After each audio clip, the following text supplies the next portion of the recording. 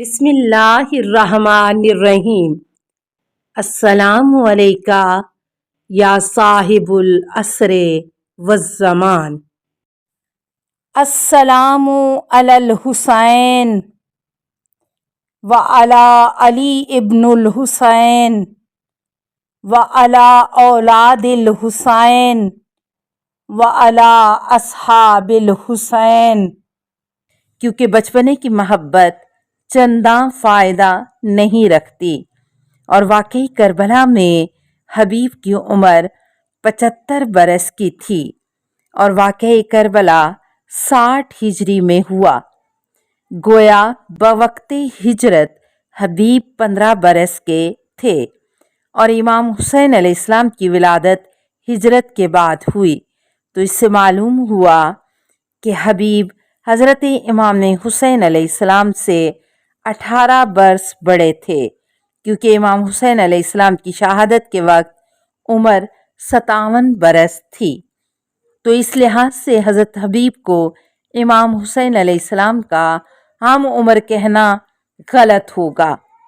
اسی طرح روایات مذکورہ میں حضرت محمد صلی اللہ علیہ وآلہ وسلم کا ایک بچے سے پیار کرنا اور وجہ یہ بیان کرنا کہ میرے فرزند حسین علیہ السلام کے قدموں کی خاک منہ پر ملتا ہے، حالانکہ کم از کم امام حسین علیہ السلام کی عمر اس وقت 4 یا 5 برس کی ہوگی، تو حبیب کی عمر اس وقت 22 یا 23 برس کی ہوگی۔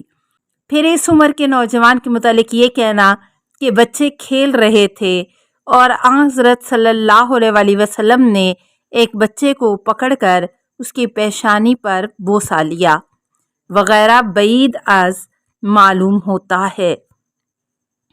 لیکن یہ بات تعجب خیز اس لیے نہیں ہے کہ حضور اکرم صلی اللہ علیہ وآلہ وسلم کے مقابلے میں ایسی عمر کے نوجوان بچے تھے، بلکہ آج کل بھی بڑے بوڑھے لوگ 20 یا 25 برس کے نوجوانوں کو لڑکے اور بچے کے لفظوں سے ہی تعبیر کیا کرتے ہیں، اور رسول صلی اللہ علیہ وآلہ وسلم جو ساری امت کے باپ کی حیثیت سے ہیں، ان کے سامنے تو سفید ریش بھی بچہ کہلانے کے قابل ہے، 6 جائے کے نوجوان۔ لہٰذا ممکن ہے کہ محبت کے اظہار کے لیے حضور اکرم صلی اللہ علیہ وآلہ وسلم نے حبیب کی پیشانی پر بوسہ دیا ہو، واللہ عالم۔ فضائل حبیب۔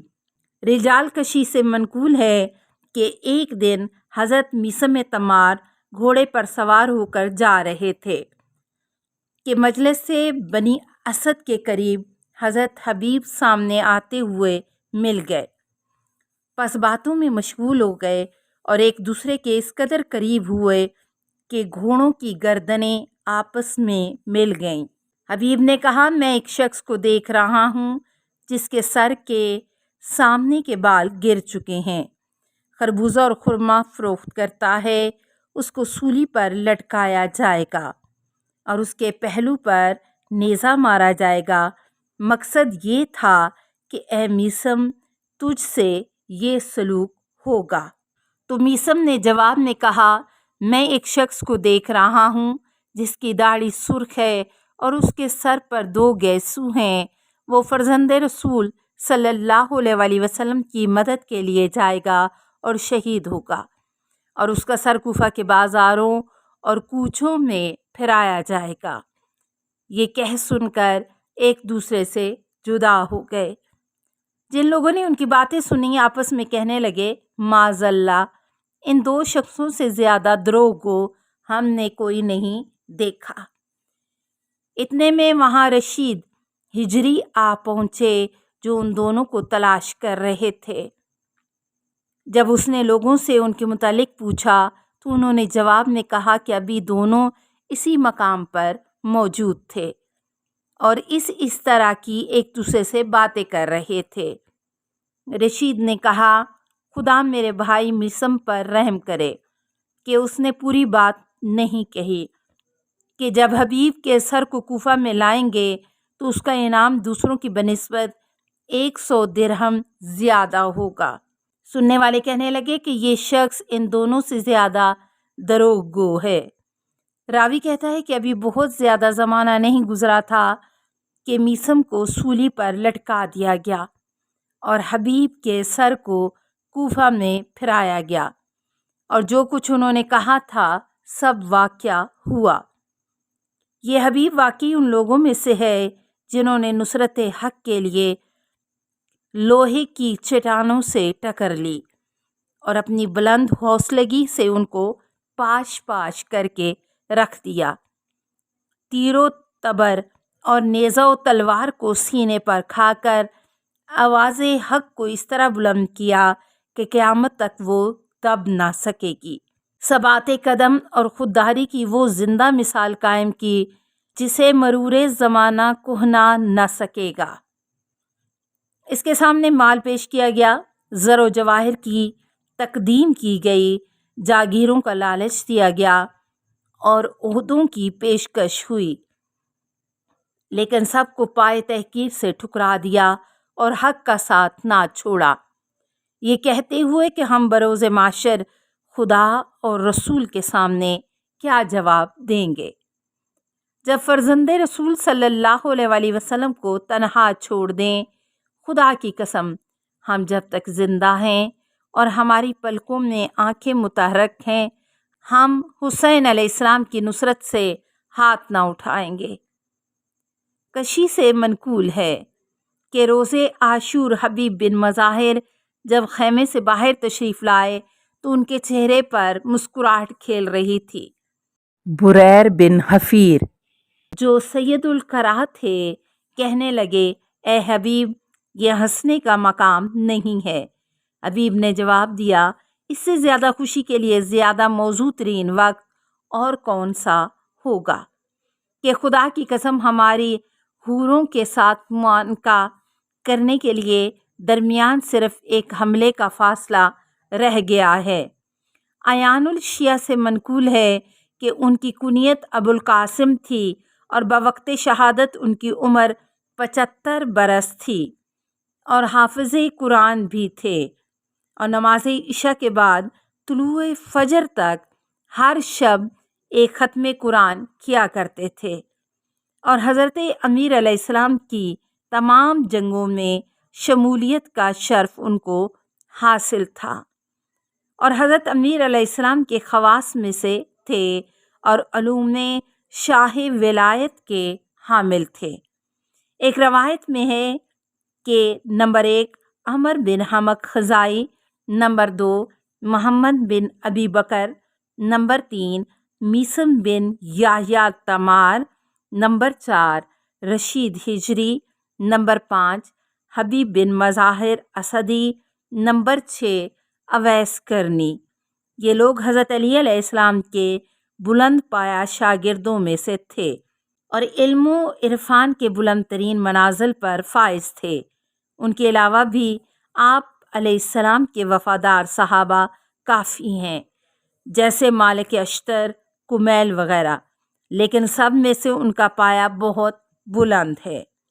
روضہ شہداء سے مروی ہے کہ حبیب کو خدمت نبوی کا شرف بھی حاصل تھا اور آپ صلی اللہ علیہ وسلم سے حدیثیں بھی سماعت کی تھیں، اور حضرت علی ان کی بہت عزت و احترام فرماتے تھے۔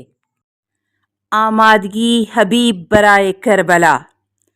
حبیب کا شمار ان لوگوں میں ہے جنہوں نے سلیمان بن سعد خزائی کے گھر میں جمع ہو کر امام حسین علیہ السلام کی طرف دعوت نامے لکھے تھے۔ پس حضرت امیر مسلم کوفہ میں وارد ہوئے تو مختار کے گھر میں گرد و نواح شیعہ جمع ہوئے اور بیعت کی۔ عابس بن ابی شبیب شاکری نے کھڑے ہو کر ایک مختصر اور جامع تقریر کی۔ چنانچہ حمد و ثناء پروردگار کے بعد حضرت مسلم کی طرف متوجہ ہو کر عرض کیا کہ میں لوگوں کے ضمیر کے متعلق کچھ نہیں کہتا، حالانکہ میں ان کی نیتوں سے واقف ہوں۔ میں ان لوگوں میں سے نہیں ہوں کہ آپ کو دھوکے میں ڈالوں۔ ہاں، اپنی نیت اور اپنے دل کی بات کہتا ہوں کہ خدا کی قسم میں نے اپنے نفس کو اس بات پر آمادہ کیا ہے کہ جب بھی مجھے بلایا جائے حاضر ہوں گا اور آپ کے دشمن سے جہاد کروں گا اور آپ کی نصرت میں تا دم مرگ تلوار چلاؤں گا۔ بس حبیب اٹھ کھڑے ہوئے اور بین الفاظ آبس کے قول کی تائید فرمائی، اے آبس، خدا کی تیرے اوپر رحمت ہو، تو نے خوب بات کہی اور میرا بھی یہی ایمان ہے اور باخدا میں بدل و جان تیری بات کی تائید کرتا ہوں۔ السلام علیکہ یا صاحب العصر والزمان، الامان الامان الامان من فتن الزمان۔ السلام علیکہ یا خلیفۃ الرحمن، السلام علیکہ یا امام الانس والجان، السلام علیکہ یا مظہر الایمان، السلام علیکہ یا شریک القرآن، السلام علیکہ یا قاطع البرہان، السلام علیکہ یا امام زماننا ھذا اجل اللہ فرجک وسہل اللہ مخرجک وظہورک، السلام علیکہ ورحمۃ اللہ۔ اللہم صلی علی محمد و آل محمد۔